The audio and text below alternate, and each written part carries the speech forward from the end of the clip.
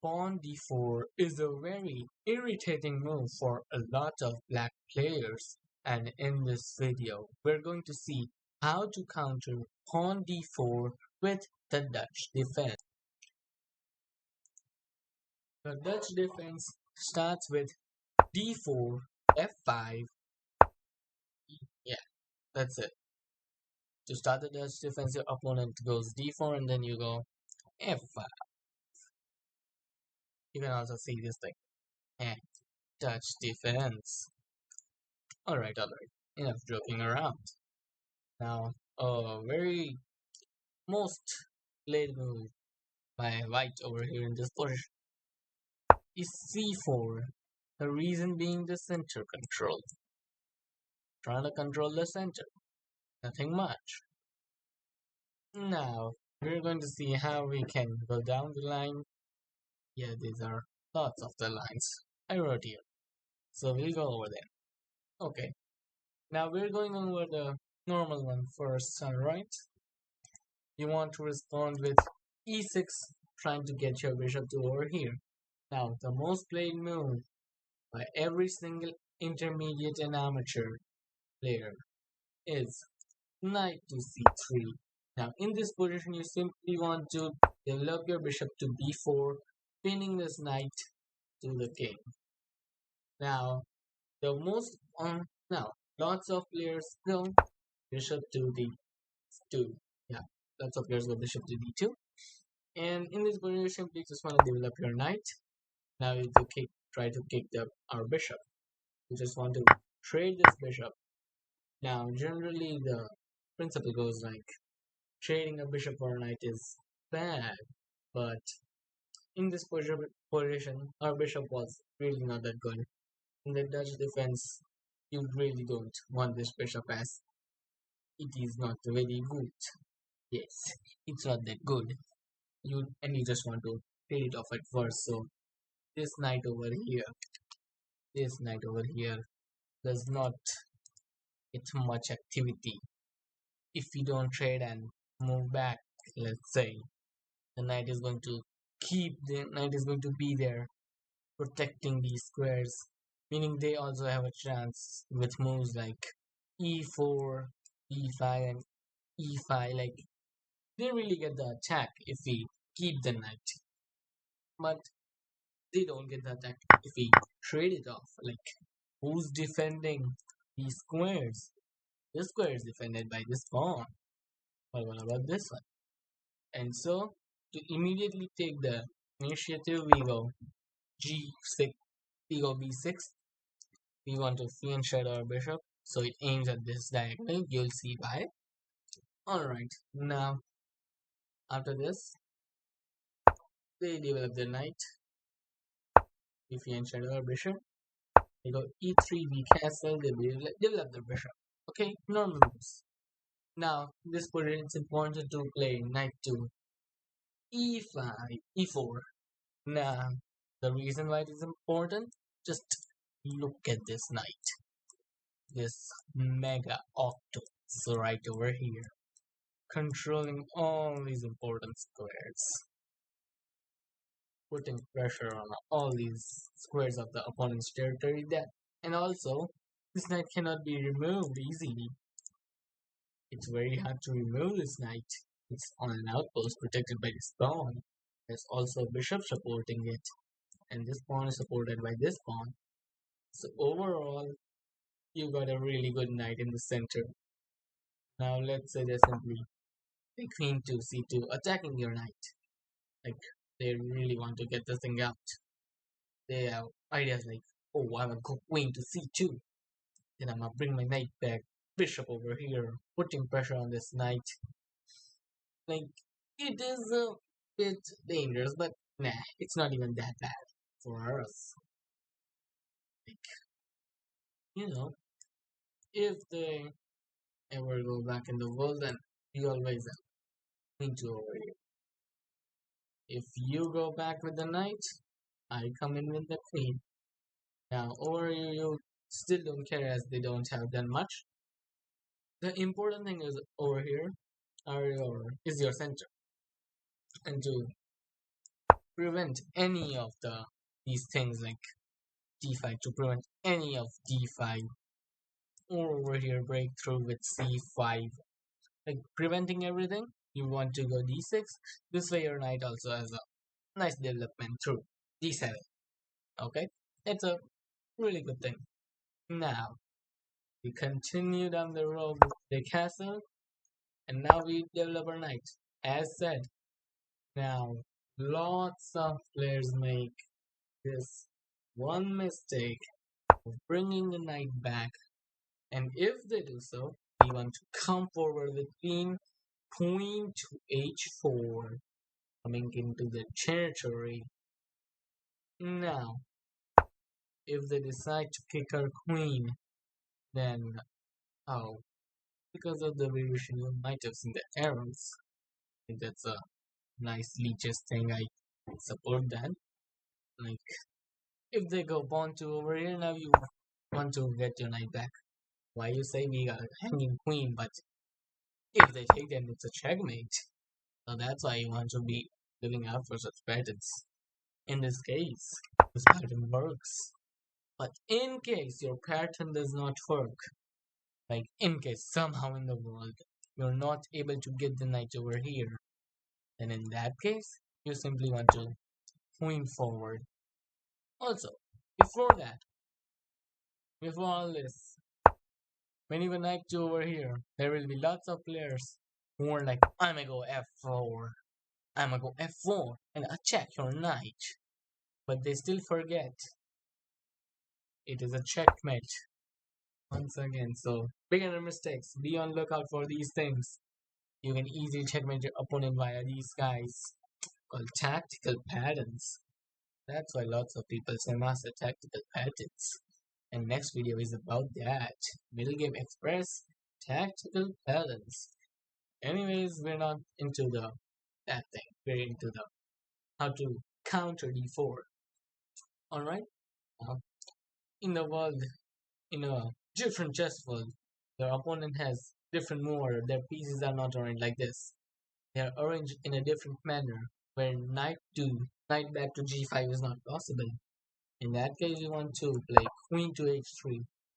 Now, to stop this covered moving the knight and this threat, to defend that, lots of people simply go bishop to f3, trying to protect this square for another king. Now, in this case, you simply want to rook up, trying to bring the rook over here to try another checkmate idea on h2 this time. Seeing this, lots of players go bishop to g2, attacking our queen. Now, over here, lots of people do one mistake. They simply move the queen. Like, why? Do not, left click. Ah, man, right clicks. Alright, so lots of people move their queen to over here, over here, over here, over here, like you move the queen back. And that's really not what we want. Instead, what we do is we simply take this knight over here. Now the reason why we take this knight is also because of tactical patterns. Like if they take our queen, we take their queen. With this discovery check, take their queen. Even if the king goes over here, it's the same discovery check. Like mean they can defend, but we just get another piece off of their board. Now we have two knights while they have one bishop. What is that going to do? I don't think it can do anything. Alright, so that is another tactical pattern that you need to remember. Like, you all don't need to move your pieces all the time.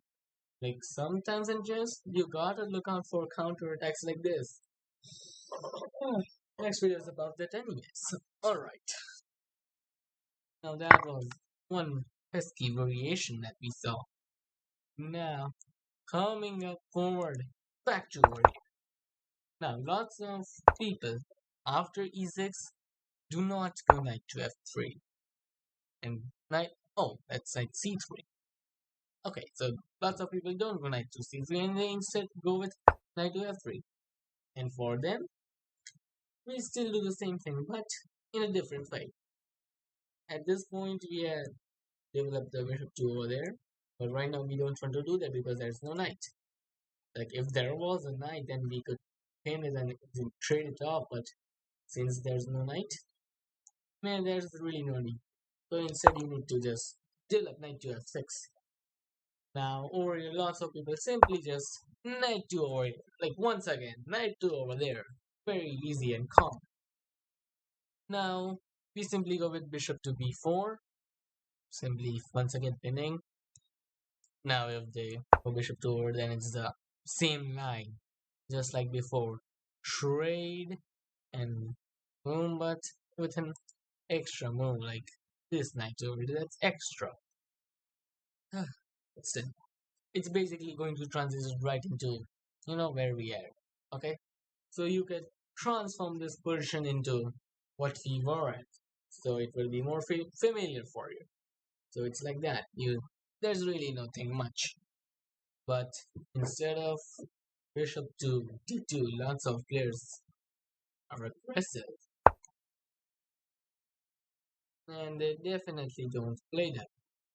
Like if they do, you take and run their pawn structure. Now, what I meant by aggressive was this. I pressed the forward arrow key, but looks like in the variation we have a3 going on. Alright, so lots of players go bishop to f4, pinning our knight to the queen. And this player we simply want to trade it off once again. Now they have this double pawn, which is a massive L. Get it? It's a L shape.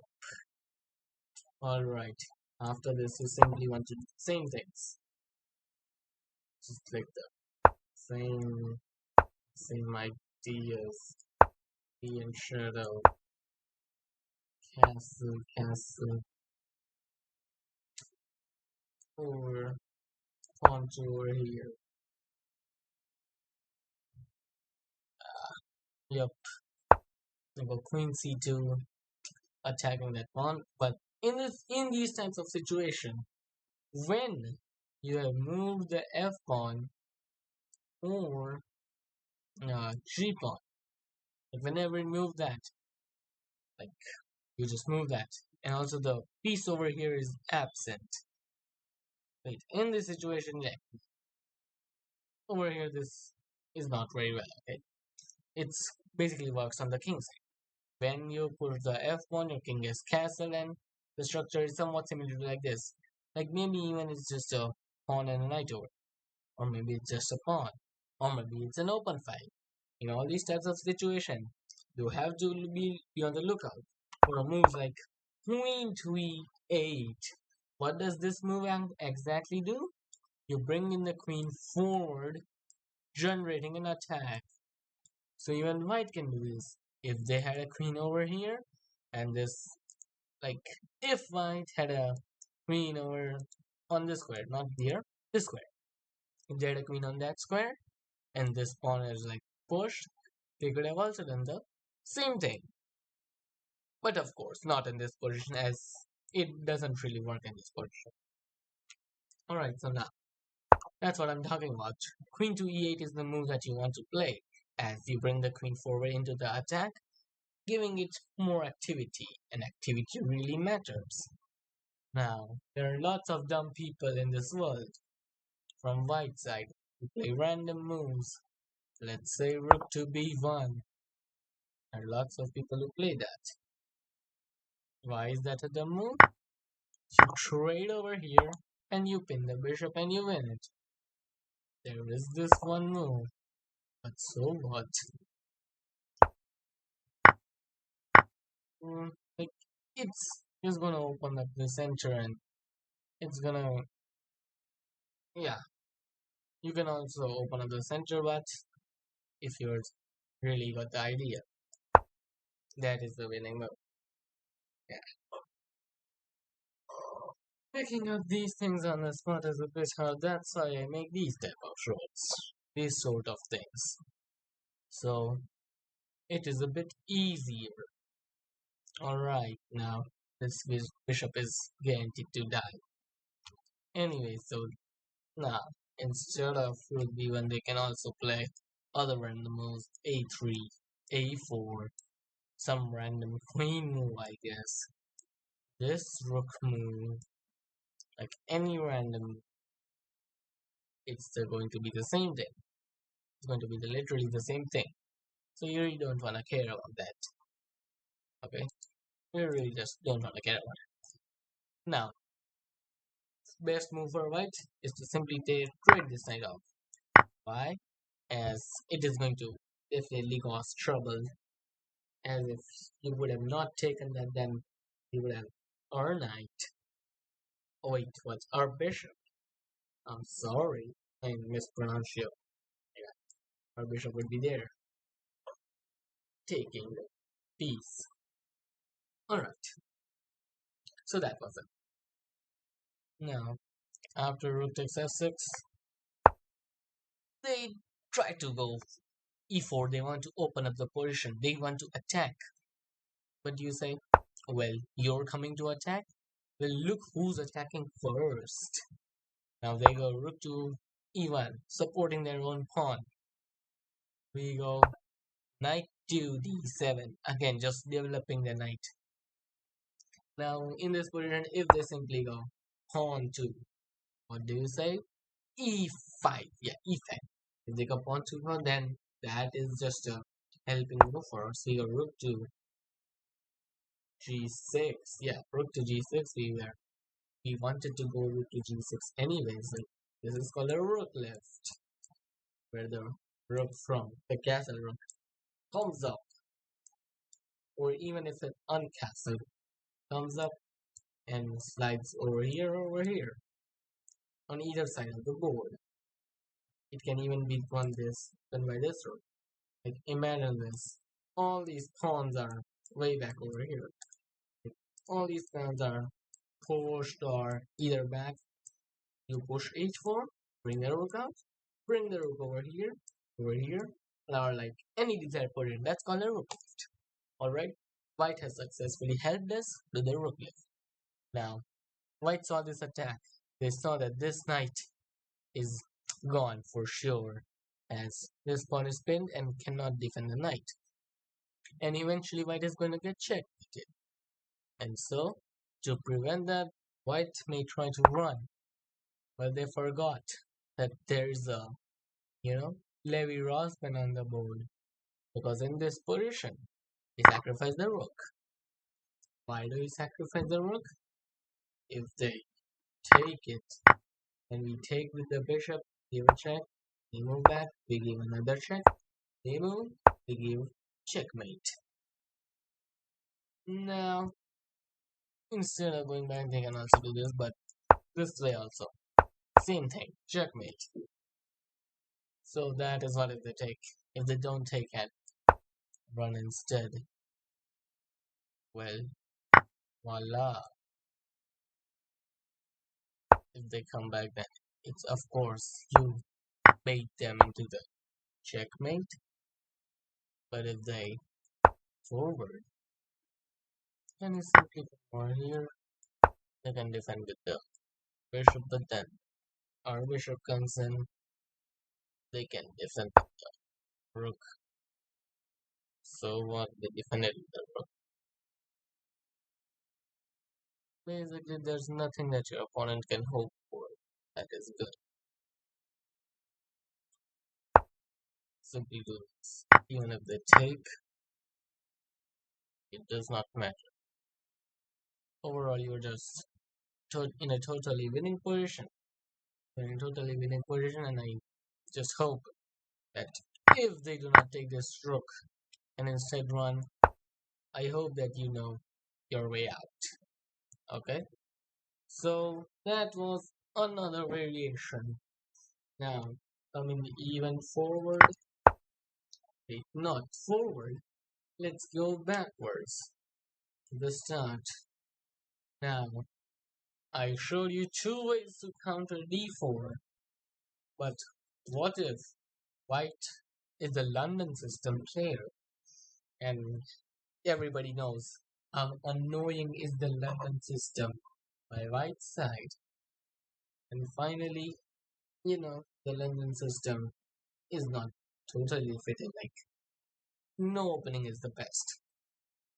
But this is a really nice counter to the London.